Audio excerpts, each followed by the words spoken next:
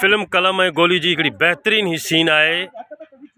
Director अबी बोस ऐं cameraman आहिनि असांजा ही जेके सीनियर आसिफ बलोच साहब जेके हर तव्हांखे शो में नज़र ईंदा ऐं माशा अल्लाह असांजो ही डायरेक्टर आहे अबी बोस जेको कमु ईअं कंदो आहे बिल्कुलु दोस्ताणे माहौल में। ऐं हीअ आहे मुजाहिद अली जेको संदसि नसीराबाद सां रहवासी आहे, तमामु सुठो एक्टर आहे। ऐं हेॾां अचूं था ही आमिर आहे, हीअ बि भाऊ नसीराबाद जो ई आहे।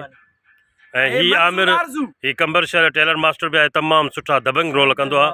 ऐं हीअ आहे असांजी नई हीरोइन मंज़ूर आरज़ू। ओ हा, अच्छा आरज़ू, अच्छा आरज़ू हुसैन। ऐं ही संदसि असांजो स्पॉट बॉय आहे, जेके बि कमकार हूंदा आहिनि माशाअल्लाह हीअ असांजो सामान वग़ैरह असां तमामु वक़्त ते पहुचाईंदो आहे। चलो हाणे असां सीन ओके कयूं था।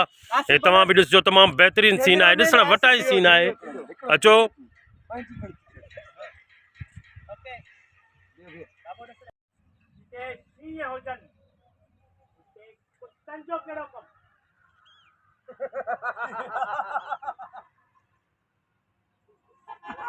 अरे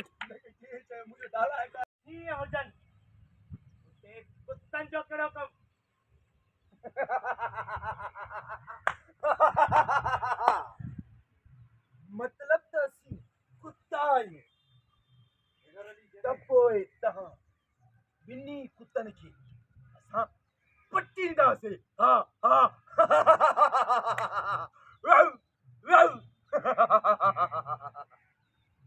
ओके ओके त पोइ अचो त मां तव्हां ॿिन्हिनि बलूंगड़नि खे ॿुधायां त कुतो कीअं थींदो आहे। अचो हलो क्या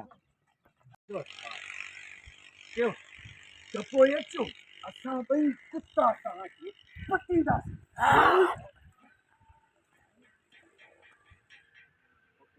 ओके।